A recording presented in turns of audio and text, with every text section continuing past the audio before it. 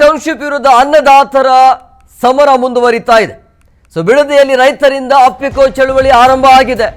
ಬೈರಮಂಗಲ ಗ್ರಾಮಾಂತರದಿಂದ ಬನ್ನಿಗಿರಿ ಗ್ರಾಮದವರೆಗೂ ಈ ಪಾದಯಾತ್ರೆ. ಟೌನ್ಶಿಪ್ ಯೋಜನೆಗೆ 15 ಲಕ್ಷ ಮರಗಳ ಮಾರಣ ಹೋಮ ಆಗ್ತಾ ಇದೆ. ಅದನ್ನು ತಡೆಯೋದಕ್ಕೆ, ತಮ್ಮ ಭೂಮಿಯನ್ನು ಉಳಿಸಿಕೊಳ್ಳೋದಕ್ಕೆ ಮತ್ತೊಂದು ಹಂತದ ಹೋರಾಟ ಇದು, ಅಪ್ಪಿಕೋ ಚಳುವಳಿ.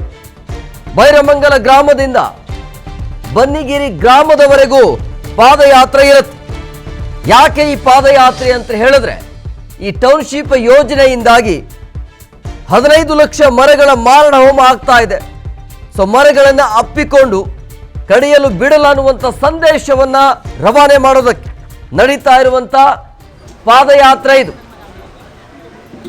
ಅಪ್ಪಿಕೋ ಚಳುವಳಿ ಆರಂಭ ಆಗಿದೆ. ನೋಡ್ತಾ ಇದ್ರಿ ಬಿಡದಿಯಲ್ಲಿ ಯಾವ ರೀತಿಯಾಗಿ ರೈತರ ಹೋರಾಟ ಇದೆ ಅಂತೇಳಿ. ನಮ್ಮ ಭೂಮಿ ನಮ್ಮ ಹಕ್ಕು, ಅದರ ಜೊತೆಗೆ ಮರಗಳನ್ನು ಅಪ್ಪಿಕೊಂಡು ಕಡಿಯಲು ಬಿಡೋದಿಲ್ಲ ಅನ್ನುವಂಥ ಸಂದೇಶವನ್ನು ಈ ಸರ್ಕಾರಕ್ಕೆ ರವಾನೆ ಮಾಡೋದಕ್ಕೆ ರೈತರು ಮಾಡ್ತಾ ಇರುವಂಥ ಪಾದಯಾತ್ರೆ ಹೋರಾಟ. ಬಿಡದಿಯಲ್ಲಿ ರೈತರಿಂದ ನಡೀತಾ ಇರುವಂತಹ ಅಪ್ಪಿಕೋ ಚಳುವಳಿ. ಆಲ್ಮೋಸ್ಟ್ ಆಲ್ ಎಲ್ಲ ರೈತರ ವಿರೋಧ ಇದೆ ಈ ಒಂದು ಟೌನ್ಶಿಪ್ ವಿಚಾರವಾಗಿ. ನೋಡ್ತಾ ಇದ್ರಿ, ತಮ್ಮ ಭೂಮಿಯನ್ನು ಉಳಿಸಿಕೊಳ್ಳೋದಕ್ಕೆ, ಪ್ರೀತಿಯಿಂದ ಬೆಳೆಸಿರುವಂಥ ತಮ್ಮ ಮರಗಳನ್ನು ಉಳಿಸಿಕೊಳ್ಳೋದಕ್ಕೆ ಈ ರೀತಿಯಾಗಿ ಊಟ ನಿದ್ದೆ ಇಲ್ಲದೆ ರೈತರ ವಿರುದ್ಧ ಹೋರಾಟ ಮಾಡುವಂಥ ಪರಿಸ್ಥಿತಿ. ಬೆಳಗ್ಗೆ ಎದ್ರೆ ಏನಾಗತ್ತೆ ಅನ್ನುವಂಥ ಆತಂಕದಲ್ಲಿ ರೈತರಿದ್ದಾರೆ. ಎಕ್ಸ್ಕ್ಲೂಸಿವ್ ದೃಶ್ಯಾವಳಿಯನ್ನು ಕೂಡ ನೀವು ಗಮನಿಸ್ತಾ ಇದ್ರಿ. ಬಿಡದಿಯಲ್ಲಿ ಆಗ್ತಾ ಇರುವಂತಹ ವಿಭಿನ್ನ ಹೋರಾಟ ಇದು. ಬಿಡದಿಯ ಟೌನ್ಶಿಪ್ ವಿರುದ್ಧವಾಗಿ ನಡೀತಾ ಇರುವಂತಹ ರೈತರ ಹೋರಾಟ.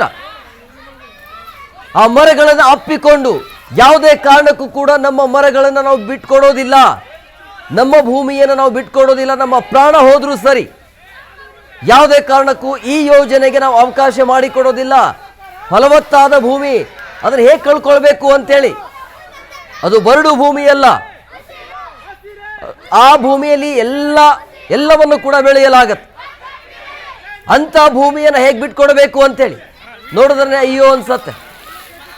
ಟೌನ್ಶಿಪ್ ಯೋಜನೆಗೆ ಒಂದು ವೇಳೆ ಯೋಜನೆ ಜಾರಿ ಆಗಿದ್ದೇ ಆದಲ್ಲಿ 15 ಲಕ್ಷ ಮರಗಳ ಮಾರಣ ಹೋಮ ಆಗತ್ತೆ. ಪ್ರೀತಿಯಿಂದ ಬೆಳೆಸಿರುವಂಥ ಮರಗಳನ್ನು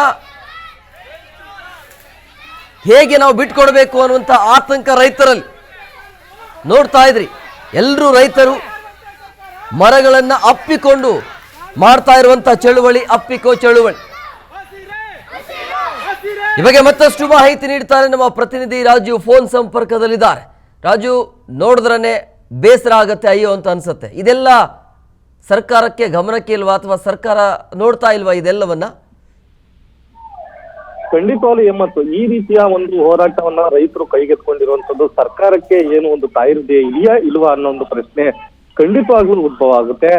ಏನು ಈಗ ಬೈರಮಂಗಲ ಗ್ರಾಮದಿಂದ ಬನ್ನಿಗಿರಿ ಗ್ರಾಮವರೆಗೂ ಅವರು ಪಾದಯಾತ್ರೆ ಬಂದು ಇಲ್ಲಿ ಅಂದ್ರೆ ತಾವು ಕಷ್ಟಪಟ್ಟು ಅಂದ್ರೆ ಈ ಬಿಸಿಲು ಮಳೆ ಗಾಳಿ ಏನೂ ಎನ್ನದೆ ಹಗಲು ರಾತ್ರಿ ಎಲ್ಲವೂ ಕೂಡ ವ್ಯವಸಾಯ ಮಾಡಿ ಬೆಳೆಸಿರುವಂತ ತೆಂಗಿನ ಮರ, ಅಡಿಕೆ ಮರ, ಈ ರೀತಿಯಂತ ಒಂದು ಫಸಲು ಬರ್ತಾ ಇರುವಂತ ಭೂಮಿಯನ್ನ ಸರ್ಕಾರ ಕಿತ್ಕೊಂಡು ಏನು ಟೌನ್ಶಿಪ್ ಅನ್ನ ಮಾಡ್ಲಿಕ್ಕೆ ಹೊರಟಿದೆ.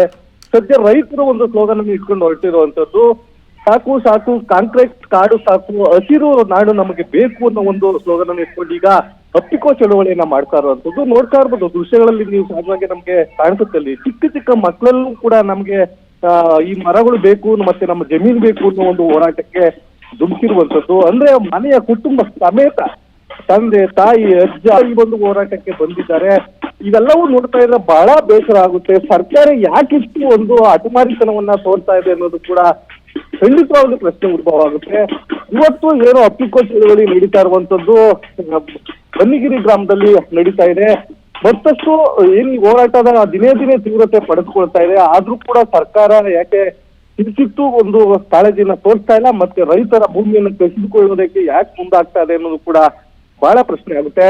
ಒಟ್ಟಾರೆಯಾಗಿ ನಾವು ದೃಶ್ಯಗಳಲ್ಲಿ ನೋಡ್ಬೋದು, 15 ಲಕ್ಷಕ್ಕೂ ಅಧಿಕ ಮರಗಳು, ಏನು ತೆಂಗಿನ ಮರ, ಅಡಿಕೆ ಮರ, ಆಮೇಲೆ ರೇಷ್ಮೆ, ಈ ರೀತಿಯಾದಂತಹ ಏನು ಹಸುಗಳಿಗೆ ಹಾಗೂ ಮೇವು, ಏನು ಹಸುಗಳಿಗೆ ಮೇವು ತಯಾರಾಗುತ್ತೆ ಅವೆಲ್ಲವೂ ಕೂಡ ಎಲ್ಲ ಸರ್ವನಾಶ ಮಾಡಿ ಇಲ್ಲಿ ಒಂದು ಕಾಂಕ್ರೀಟ್ ನಿರ್ಮಾಣದ ಕಾಡನ್ನ ಅಂದ್ರೆ ಸ್ಥಿತಿಯನ್ನ ಮಾಡಿ ಏನು ಜನರಿಗೆ ಕೊಡ್ಬೇಕು ಅನ್ನೋ ಒಂದು ಹೊರಟಿದೆಯಲ್ಲ ಸರ್ಕಾರ, ಖಂಡಿತವಾಗ್ಲೂ ಇದು ಬೇಸರದ ಸಂಗತಿ ಹೇಮಂತ್. ರಾಜು, ಈಗ ಈ ಅಪ್ಪಿಕೋ ಚಳುವಳಿ ಅನ್ನೋದು ಎಲ್ಲಿ ಅಂದ್ರೆ ಬೆಂಗಳೂರಿನಿಂದ ಬಿಡದಿಯ ತನಕನ ಅಥವಾ ಹೇಗೆ, ಯಾವ ರೀತಿಯಾಗಿ ಪ್ರತಿಭಟನೆ ಆಗ್ತಾ ಇದೆ ಇದು? ಅಂದ್ರೆ ಅವರವರ ಹೊಲದಲ್ಲಿ ಈ ರೀತಿಯಾಗಿ ಮರಗಳನ್ನು ಅಪ್ಕೊಂಡು ಮಾಡ್ತಾ ಇರುವಂತ ಹೋರಾಟನ ಹೇಗೆ? ಹೇಮಂತ್, ಏನು ಪ್ರತಿಭಟನೆ ನಡೀತಾ ಇದೆಯಲ್ಲ ಬಿಡದಿಯ ಬೈರ್ಮಂಗ್ಲ ಗ್ರಾಮದಿಂದ ಏನು ಪ್ರತಿಭಟನಾ ಸ್ಥಳದಿಂದ ಅಲ್ಲಿಂದ ಪಾದಯಾತ್ರೆ ಬಂದು ಕಲ್ಲಿಗಿರಿ ಎಂಬ ಗ್ರಾಮದಲ್ಲಿ ಇರುವಂತ ಒಂದು ತೋಟದಲ್ಲಿ ಎಲ್ಲರೂ ಒಂದು ತೋಟದಲ್ಲಿ ಬಂದು ಸೇರಿ ಒಟ್ಟಿಗೆ ಸೇರಿ ಆ ತೋಟದಲ್ಲಿ ಈ ಒಂದು ಪ್ರತಿಭಟನೆ ಮಾಡ್ತಾ ಇರುವಂತದ್ದು. ಅಂದ್ರೆ ಅಕ್ಕಪಕ್ಕದ ಜಮೀನುಗಳು ಇದೆ, ಅವರವರ ಏನು 2 ಎಕರೆ 1 ಎಕರೆ ಅರ್ಧ ಎಕರೆ ಈ ರೀತಿಯಾದಂತ ಜಮೀನುಗಳಿದೆ. ಆದ್ರೆ ಪ್ರತಿಭಟನೆ ಹಿನ್ನೆಲೆಯಲ್ಲಿ ಎಲ್ಲರೂ ಕೂಡ ಒಂದ್ ಕಡೆ ಸೇರಿ ಏನು ತೆಂಗಿನ ಮರಕ್ಕೆ ಪೂಜೆಯನ್ನ ಸಲ್ಲಿಸಿದ್ರು, ಕಲ್ಪವೃಕ್ಷಕ್ಕೆ ಪೂಜೆಯನ್ನ ಸಲ್ಲಿಸಿ ನಂತರ ಈ ಒಂದು ತೋಟದಲ್ಲಿ ಈಗ ಪ್ರತಿಭಟನೆ ಮಾಡ್ತಾ ಇರುವಂತದ್ದು. ಹೇಮಂತ್, ರೈತರು ಏನು ಹೇಳ್ತಿದ್ದಾರೆ? ಯಾಕೆ ಅಂದ್ರೆ ಸರ್ಕಾರನು ಬಿಡೋಕ್ ರೆಡಿ ಇಲ್ಲ, ರೈತರು ಬಿಟ್ಕೊಡೋಕ್ ರೆಡಿ ಇಲ್ಲ. ಎಸ್ ಹೇಮಂತ್, ಸರ್ಕಾರ ಯಾಕೆ ಈ ರೀತಿಯ ಒಂದು ಹಠಮಾರಿತನವನ್ನು ತೋರ್ತಾ ಇದೆ ಅನ್ನೋದು ಕೂಡ ಗೊತ್ತಾಗ್ತಾ ಇಲ್ಲ. ಆದ್ರೆ ರೈತರಂತೂ ಬಹಳ ಸ್ಪಷ್ಟವಾಗಿ ಅವರ ಹೋರಾಟದ ಗುರಿಯನ್ನ ಇಟ್ಕೊಂಡಿದ್ದಾರೆ. ಏನಂದ್ರೆ ಪ್ರಾಣ ಕೊಟ್ಟೆ ಹೊರತು ಭೂಮಿಯನ್ನ ನಾವು ಯಾವುದೇ ಕಾರಣಕ್ಕೂ ಕೊಡೋದಿಲ್ಲ. ಸಹಜವಾಗಿ ಈಗ ಒಂದು ಕುಟುಂಬದಲ್ಲಿ 4 ಜನ ಮಕ್ಳಿರ್ತಾರೆ. 4 ಜನ ಮಕ್ಕಳಿಗೆ 1 ಎಕರೆ ಜಮೀನ್ ಇದ್ರೆ ಆ ಕುಟುಂಬ ಏನೋ ಜಮೀನನ್ನ ಕೊಟ್ಬಿಡುತ್ತೆ. ಕೊಟ್ಟಂತ ಸಂದರ್ಭದಲ್ಲಿ ಏನೋ 1 ಕೋಟಿ ಬರ್ಬೋದು, 2 ಕೋಟಿ ಬರ್ಬೋದು. ಅದು 25 ಲಕ್ಷ 25 ಲಕ್ಷ ಈ ರೀತಿಯಾದಂತ ಒಂದು ಡಿವೈಡ್ ಆದ್ರೆ ಆ ದುಡ್ಡನ್ನು ಎಷ್ಟು ದಿನ ಇಟ್ಕೊಳಕ್ ಸಾಧ್ಯ ಇವರು? ಅದನ್ನ ಏನು ಅಂದ್ರೆ ಒಂದು 2 ವರ್ಷ 3 ವರ್ಷ ಇಷ್ಟರಲ್ಲಿ ಅವ್ರು ಖರ್ಚು ಮಾಡಕ್ ಹೋಗ್ಬಿಟ್ರೆ ಮತ್ತೆ ಮುಂದೆ ಅವರ ಜೀವನಕ್ಕೆ ಗತಿ ಏನು ಅನ್ನೋದು ಕೂಡ ಬಹಳ ಇಲ್ಲಿ ರೈತರ ಒಂದು ಕಾರಣಕ್ಕೆ. ಅಂದ್ರೆ ಈ ಒಂದು ಯೋಚನೆಯನ್ನ ತಂದೆ ತಾಯಿ ಅವರ ಅಜ್ಜಿ ನಿಂತ್ಕೊಂಡು ಈ ಒಂದು ಯೋಚನೆಯನ್ನ ಮಾಡ್ತಾ ಇರುವಂತದ್ದು. ಸರ್ಕಾರ ಹಣ ಕೊಡ್ಬೋದು, 1 ಕೋಟಿ 2 ಕೋಟಿ 3 ಕೋಟಿ ಕೊಡಬಹುದು. ಹಣ ಎಷ್ಟು ದಿನ ಇರ್ಲಿಕ್ಕೆ ಸಾಧ್ಯ? ಭೂಮಿ ಇದ್ರೆ ನಾವು ಜೀವನವನ್ನ ಸಂಪಾದನೆ ಮಾಡ್ತೀವಿ, ಜೀವನ ಸಾಗಿಸ್ತೀವಿ. ನಾವು ಯಾರ ಅಷ್ಟೇ ಅಲ್ಲ, ಒಂದು ರಾಜ್ಯದ ಹಲವಾರು ಭಾಗದಲ್ಲಿ ಈ ಒಂದು ಭೂಸ್ವಾಧೀನ ಪ್ರಕ್ರಿಯೆಗಳ ವಿಷಯದಲ್ಲಿ ಕೆಲವು ಪ್ರತಿಭಟನೆಗಳು ನಡೀತಾ ಇರತಕ್ಕಂಥದ್ದು ಗಮನಿಸಿದ್ದೇನೆ. ಇವತ್ತು ಯಾವುದೇ ರೀತಿಯಲ್ಲೂ ನಮ್ಮ ಒಂದು ಒಪಿನಿಯನ್ ಇರ್ತಕ್ಕಂಥದ್ದು, ಫಲವತ್ತಾದ ಭೂಮಿಗಳನ್ನು ಯಾವುದೇ ರೀತಿಯ ಅಭಿವೃದ್ಧಿ ಕಾರ್ಯಕ್ರಮದ ಹೆಸರಿನಲ್ಲಿ ಭೂಸ್ವಾಧೀನ ಮಾಡಿ ರೈತರುಗಳ ಬದುಕಿನ ಜೊತೆ ಚೆಲ್ಲಾಟ ಆಡೋದು ಬೇಕಾಗಿಲ್ಲ. ಎಲ್ಲಿ ನಮಗೆ ಯಾವುದೇ ರೀತಿಯ ಬೆಳೆ ಬೆಳೀಲಿಕ್ಕೆ ಸಮಸ್ಯೆಗಳಿರ್ತದೆ, ಬೆಳೆ ಬೆಳೀಲಿಕ್ಕೆ ಆಗಲ್ಲ. ಇವತ್ತು ಸರ್ಕಾರದ ಭೂಮಿಗಳೇ ಹಲವಾರು ಕಡೆ ಇದೆ. ಆ ಸರ್ಕಾರಿ ಭೂಮಿಗಳನ್ನು ಯಾರೋ ಮಧ್ಯವರ್ತಿಗಳು ಲಪಟಾಯಿಸ್ತಕ್ಕಂಥದ್ದನ್ನು ಬೆಂಬಲ ಕೊಡ್ತಕ್ಕಂಥದಕ್ಕಿಂತ ಬಿಟ್ಟು ಇವತ್ತು ಅಂಥ ಒಂದು ಭಾಗದಲ್ಲಿ ಮಾಡಲಿಕ್ಕೆ ಅನುಕೂಲ ಇದೆ. ಅದನ್ನು ಸರ್ಕಾರಗಳು ಮಾಡಬೇಕು ಅಂತಕ್ಕಂಥದ್ದು ನನ್ನ ಅಭಿಪ್ರಾಯ.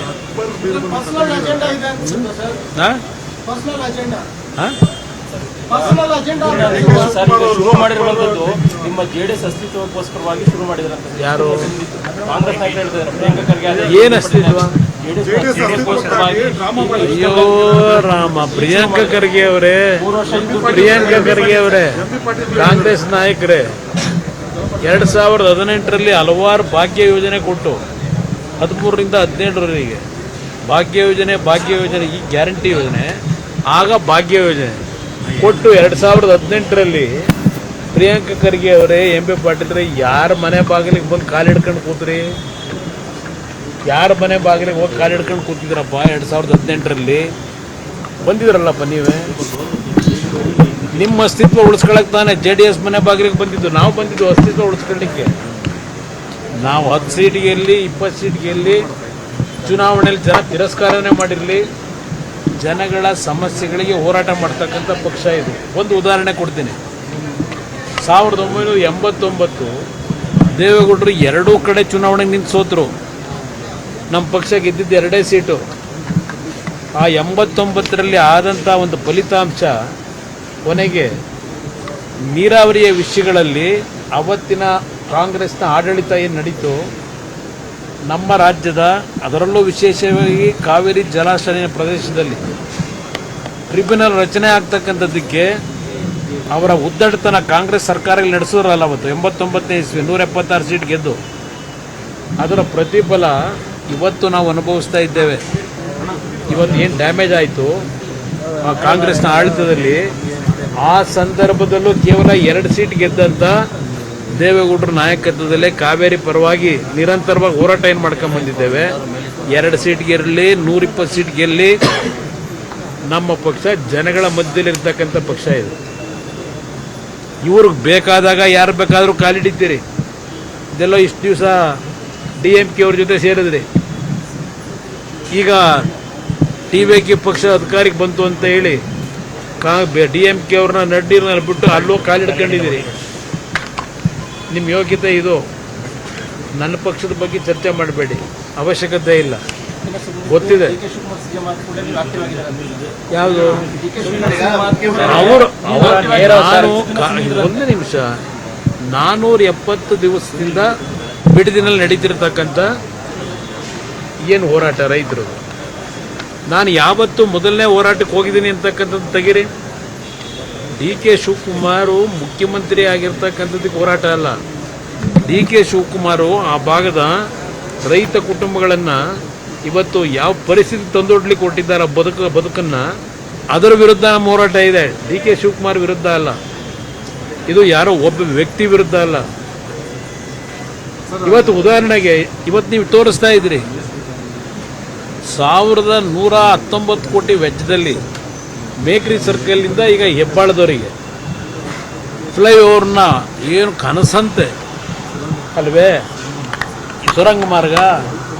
ಅದು ನಾನು ಮುಖ್ಯಮಂತ್ರಿ ಇದ್ದಾಗ ಒಂದು ಕೊರಿಯಾ ಕಂಪನಿ 30 ಕೋಟಿ ದುಡ್ಡು ಅವರೇ ಹಾಕಿ ಟೆಕ್ನಾಲಜಿ ತಂದು ಅವತ್ತೇ ಕೆಲಸ ಮಾಡಲಿಕ್ಕೆ ಮೀನ್ ಸ್ಕ್ವೇರ್ನಿಂದ ಹೆಬ್ಬಾಳದ ಫ್ಲೈಓವರ್ಗೆ ಎಲ್ಲ ರೀತಿಯ ಸಿದ್ಧತೆಗಳನ್ನು ಮಾಡಿದ್ದೆ. ಟೆಂಡರ್ ಪ್ರೊಸೆಸ್ಸು ಮುಗಿದಿತ್ತು. ನನ್ನ ಸರ್ಕಾರದ ಹೋಯಿತು. ಈ 20 ವರ್ಷದಲ್ಲಿ ಇವತ್ತು 1100 ಕೋಟಿಗೆ ಏರಿಕೆ